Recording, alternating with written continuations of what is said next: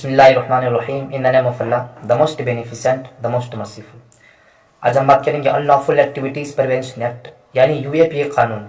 یہ وہ قانون ہے جس کے ذریعے مسلمان یوتھس کو پھنسا کر جیلوں کے اندر ڈال کر بیٹھے گورنمنٹ. یہ وہ قانون ہے جس میں سب سے زیادہ مسلمان جیلوں کے اندر ٹرائل ہے اور ایک سلیکٹڈ پنشمنٹ دے رہے صرف مسلم یوتھ کو. آج ہم اسی UAPA قانون کے ریلیٹیو بات کریں گے. یہ قانون کیسے کس پر کام کرتی ہے. یہ قانون تو ٹیررسٹ کے خلاف ہے. جو نیشن کے خلاف کام کرے اس کے اوپر لاگو ہوتا ہے. کنٹری کے اگینسٹ کام کرنے والوں کے اوپر یہ سب لاگو ہوتا ہے. کسی NRC کو وہ لیڈ کر رہے تھے, پروٹیسٹ کیا انہوں نے, حکومت کو آئینہ دکھایا تو اس کے اوپر UAPA قانون کا مقدمہ دائر کر کے اس کو جیل کے اندر ڈال دیا. یہ کیسے ممکن ہو سکتا ہے؟ سوال یہ ہے کہ پورے آل اوور ورلڈ میں جہاں بھی جس کنٹری میں ڈیموکریسی ہو اس کنٹری میں right to equality, freedom of religion, right to culture, یہ مین سبجیکٹ ہے ڈیموکریسی کا. اگر یہ نہیں رہے گا تو کیسے ڈیموکریسی کہلائے گا؟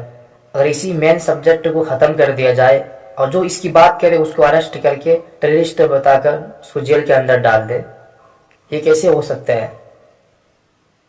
کہ ہمارے کانسٹیٹیوشن آف انڈیا ہمیں رائٹ دے رہے ہیں رائٹ ٹو کلچر کا, ہمیں یہ بھی رائٹ دے رہے ہیں رائٹ ٹو چوائس کا, ہم جو بھی پہنے جو بھی کھائے ہماری مرضی ہے.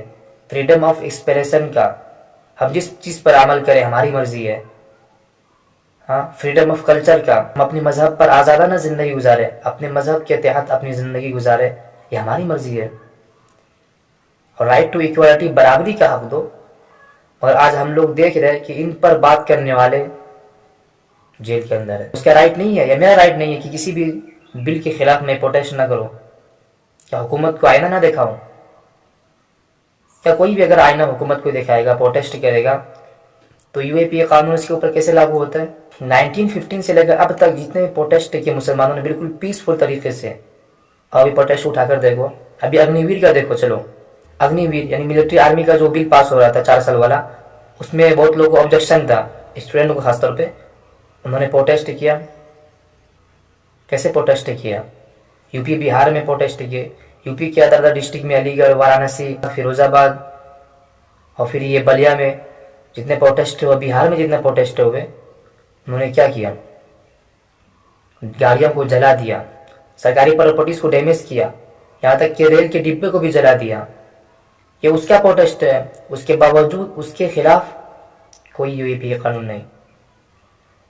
میں یہ نہیں کہ اس کے خلاف UAPA قانون لگاؤں, اس کا رائٹ ہے پروٹیسٹ کرنے کا, اور گورنمنٹ فیصلہ کرے گی کہ رائٹ ہے, اس کا مطلب یہ نہیں کہ وہ گورنمنٹ پراپرٹیز کو ڈیمیج کرے. مگر اس کے باوجود انہوں نے کیا, مگر اس کے اوپر کیا UAPA قانون لاگو ہوا؟ کیا وہ جیل میں رہے؟ کتنے دن رہے؟ مشکل سے 10 دنوں کے اندر تمام کے تمام اسٹوڈنٹ رہا ہو گئے, تمام کے تمام پروٹیسٹر کو رہا کر دیا گیا. مگر ایک طرف اگر کوئی مسلمان پروٹیسٹ کر رہا کسی بل کے خلاف, ہمارے فریڈم آف ریلیجن کو چھین رہی ہے گورنمنٹ, رائٹ ٹو کلچر کو چھین رہی ہے گورنمنٹ, رائٹ ٹو چوائس کو چھین رہی ہے.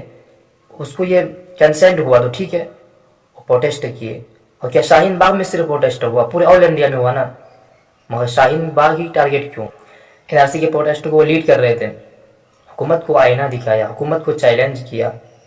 کیا کوئی پہلی بار ہے؟ ڈیموکریسی ہے, ہر کوئی کرتا ہے, یہ پہلی بار کوئی چیلنج نہیں کیا.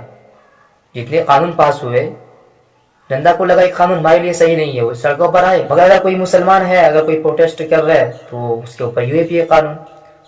پورے آل اوور ورلڈ میں اگر جہاں بھی ڈیموکریسی ہے اس کنٹری میں اگر وہ اپنے سٹیزن کے لیے کوئی ایسا قانون بنائے جس کے اس کا freedom of religion, freedom of expression, right to choice, right to culture, یہ تمام سے چھینا جائے, اگر اس کو کنسنٹ ہوا تو پروٹیسٹ کریں گے. تو کیا کوئی بھی گورنمنٹ پروٹیسٹر پر کیا ٹیررسٹ کا الزام لگا سکتا ہے اگر ڈیموکریسی ہے تو؟ مگر یہ ہمارے دیش میں ہو رہا ہے. مسلمانوں کے ساتھ ایک ڈسکرمنیشن کیا جا رہا ہے اور ایک سلیکٹڈ پنشمنٹ دے رہے ہیں, ریئلٹی ہے. مگر اگر کوئی مسلمان پیسفل طریقے سے کوئی پروٹیسٹ کر رہا ہے تو اس کے اوپر فائرنگ بھی کرتی ہے پولیس, اس کو اریسٹ بھی کرتے ہیں. سوال یہ ہے اتنا ڈسکرمنیشن کیوں؟ اور ٹھیک ہے, اسی پروٹیسٹ میں صرف مسلمان پروٹیسٹ نہیں کر رہے تھے, اسی NRC میں کنہیا کمار بھی تھا. اگر وہ کمار تھا اس کو بیل مل گیا, مسلمان ہے تو اس کی سنوائی نہیں ہو رہی. بھائی سنوائی تو کرو, وہ قصوروار ہے کہ نہیں ہے. 5 سال سے زائد جیل کے اندر وہ بے بسی کی کیفیت میں وہ اس کی زندگی گزر رہی ہے. کورٹ ڈکلیئر تو کرے, ایجنسیز دو اس کے اوپر آروپ لگائے ٹیررسٹ کا, اس کو ثابت تو کرو. اگر وہ کنوکٹڈ ہے تو اس کو سزا دو. کسی کو بھی سزا دے سکتے ہیں کنوکٹڈ ہے تو. مگر اگر نہیں ہے, بعد میں اگر باعزت بدی کرتے ہیں 2-3 سال بعد, کیا اس کی زندگی 5-6 سال کون لوٹائے گی؟ ایک دن بھی نہیں لوٹا سکتے. یعنی جسٹس دلانے میں اتنے ٹائم کیوں لگ جاتے ہیں؟ اس کی جوانی جیل کے اندر, جیل کی سلاخوں کے اندر بڑھاپے میں کنور ہو جاتی ہے. اس کے بعد وہ فیصلہ کریں گے. اس کی زندگی کو کون لوٹائے گا؟ سوال یہ ہے. سوال یہ کہ اگر وہ باعزت بری ہوئے, وہ کوئی مائی کا اعلان ہے جو اس کی زندگی لوٹا کر دے, اور اتنے ٹائم کیوں لگ جاتا ہے؟ انصاف دلانے میں اتنے ٹائم کیوں لگ رہے ہیں؟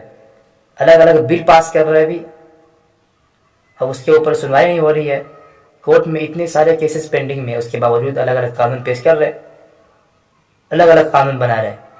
صرف قانون بنانے سے نہیں ہوتا, جو اس کے اوپر لاگو, اس کے اوپر جو ایلیگیشن لگائے ٹیررسٹ کا, یو اے پی اے قانون لگائے, ایجنسی ثابت کرے, وہ ثابت کرے اگر وہ ٹیررسٹ ہے تو کنوکٹڈ ہے تو اس کو سزا دیں.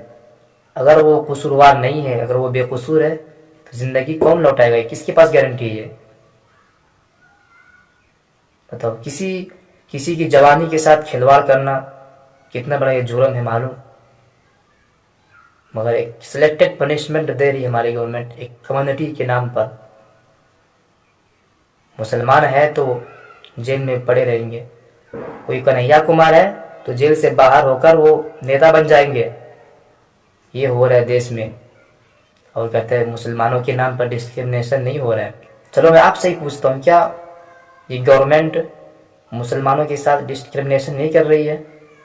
کیا یہ گورنمنٹ مسلمان نام دیکھ کر, چاہے کورٹ ہو کوئی بھی ہو, وہ ڈیٹ پہ ڈیٹ نہیں کر رہی ہے؟ کورٹ جو کہ جنتا کا ایک انصاف کا مندر ہے سمجھ لیجئے, مگر اس انصاف کی مندر میں بھی اگر انجسٹس ہونے لگے ریلیجن کے نام پر, کمیونٹیز کے نام پر, اور اس کو ٹائم پہ ٹائم, ڈیٹ پہ ڈیٹ ملنے لگے, تو پھر کورٹ پر کتنا بھروسہ رہے گا؟ آپ خود ڈیسائیڈ کریں, چاہے وہ ڈسٹرکٹ کورٹ ہو, ہائی کورٹ ہو, سپریم کورٹ ہو.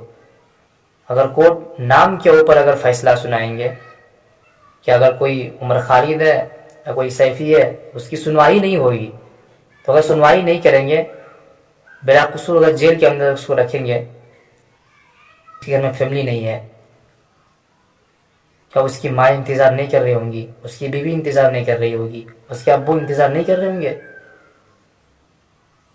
حیرانی کی بات ہے. ٹھنڈے دماغ سے اگر سوچیں گے تو معلوم ہوگا کہ اس دیش میں مسلمانوں کے ساتھ کتنی زیادتی ہو رہی ہے, کتنا ڈسکرمنیشن کر رہی ہے گورنمنٹ. ایک کمیونٹی کو سلیکٹڈ پنشمنٹ دے رہا ہے. خیر آپ کو کیا لگتا ہے کہ سلیکٹڈ پنشمنٹ دے رہا ہے کمیونٹی کے نام پر, محض کہ اس کا نام عمر ہے, خالد ہے, سیفی ہے؟ آپ اس پہ کیا سوچتے ہیں؟ آپ کا کیا نظریہ ہے؟ اپنی اوپینین ضرور اور کمپلسری کمنٹ سیکشن میں شیئر کریں. السلام علیکم.